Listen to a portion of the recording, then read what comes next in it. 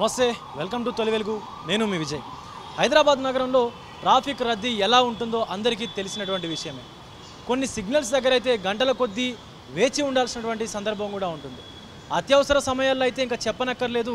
ఒక చోటు నుంచి ఇంకొక చోటుకి వెళ్ళాలంటే అసలు చాలా దారుణమైనటువంటి పరిస్థితులు కూడా ఉంటాయి. ఇక అంబులెన్స్ లాంటి అత్యవసర సేవలు వినియోగించుకోవాలన్నా కొన్ని సందర్భాల్లో ప్రధాన రహదారుల్లో కూడా అంబులెన్స్ వెళ్ళాలన్నా కూడా వేగంగా వెళ్ళలేనటువంటి పరిస్థితి అయితే కనిపిస్తూ ఉంటుంది.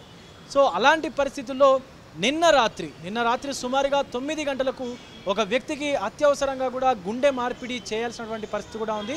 ఈ నేపథ్యంలోనే ఎల్బీ నగర్ నుంచి ఇక్కడ లకిడీ కప్పుల్ వరకు, ప్రస్తుతం మనం లకిడీ కప్పుల్ మెట్రో స్టేషన్లో ఉన్నాము. ఈ లకిడీ కప్పుల్ వరకు కూడా గ్రీన్ ఛానల్ని ఏర్పాటు చేశారు మెట్రో అధికారులు అయితే.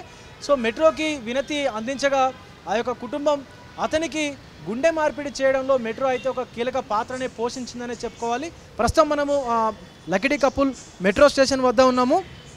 నిన్న ఎల్బీ నగర్ కామినేని హాస్పిటల్లో ఒక వ్యక్తి బ్రెయిన్ డెడ్ కావడంతో అతని అవయవదానానికి కూడా కుటుంబ సభ్యులైతే ముందుకు వచ్చారు. లకిడీ కప్పుల్లోని గ్లెనిగల్స్ గ్లోబల్ హాస్పిటల్లో ఒక వ్యక్తికి హృదయ సంబంధిత సమస్యలతో బాధపడుతుండడంతో అతనికి ఆ దాత గుండెను అమర్చాలని చెప్పేసి కూడా డాక్టర్లు అయితే భావించారు. అయితే ఎల్బీ నగర్ నుంచి గ్లెనివల్స్ ఆసుపత్రికి గుండెను తరలించడం సవాల్గా మారింది.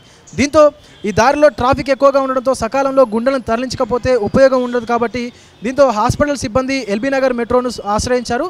వ్యక్తి ప్రాణం కాపాడేందుకు సహకరించాలని చెప్పేసి కూడా కోరారు. సో వేగంగా స్పందించినటువంటి మెట్రో అధికారులు రాత్రి 9:30 ప్రాంతంలో ఎల్బీ నగర్ నుంచి లకిడీ కప్పుల్ వరకు కూడా గ్రీన్ ఛానల్ ఏర్పాటు చేసి మొత్తం ఎల్బీ నగర్ నుంచి 13 స్టేషన్లు ఉండగా 13 కిలోమీటర్ల దూరాన్ని కేవలం 17 కిలోమీటర్ల దూరాన్ని కేవలం 13 నిమిషాల్లో కూడా లకిడీ కప్పుల్ హాస్పిటల్కి అయితే గుండెను చేర్చారు. వ్యక్తి ప్రాణాలను కూడా రక్షించే క్రమంలో ఈ యొక్క క్లిష్టమైనటువంటి సమయాన్ని కూడా ఆదా చేశారు.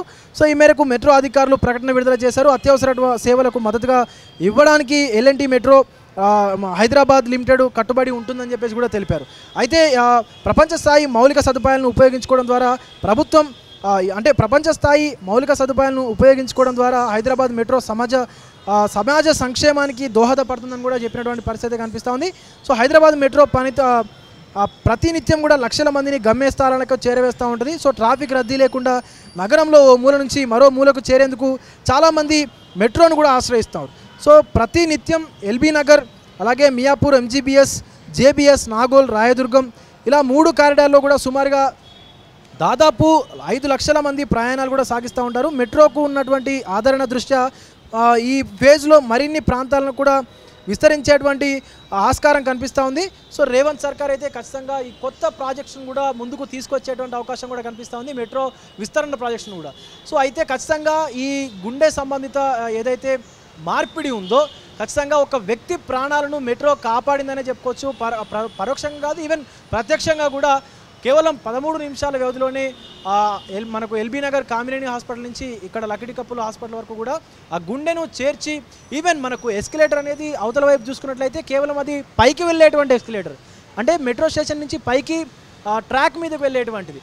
కానీ ఆ ట్రాక్ అంటే ఆ ఎస్కలేటర్ని రివర్స్లో నడిపించి ఈవెన్ ఏవైతే మనకు టికెట్ కౌంటర్ మనకు వద్ద టికెట్ చూపిస్తేనే ఆ గేట్స్ ఓపెన్ అవుతాయి. కానీ ఈవెన్ సింగిల్ పక్కన ఉన్నటువంటి గేట్ను కూడా, ఫ్రీ గేట్ను కూడా ఓపెన్ చేసి ఆ గుండె సంబంధిత ఏదైతే ట్రాన్స్ఫర్ ఉందో ఆ యొక్క దాన్ని ట్రాన్స్ఫర్ చేసేందుకు కూడా ఈ మెట్రో అధికారులు అయితే దోహదపడినటువంటి పనితీరు ఈవెన్ హైదరాబాద్ ప్రజానికాన్ని కూడా కొంత హైదరాబాద్ ప్రజానికం కూడా కొంత హర్షం వ్యక్తం చేస్తూ ఉన్నారు మెట్రో పట్ల.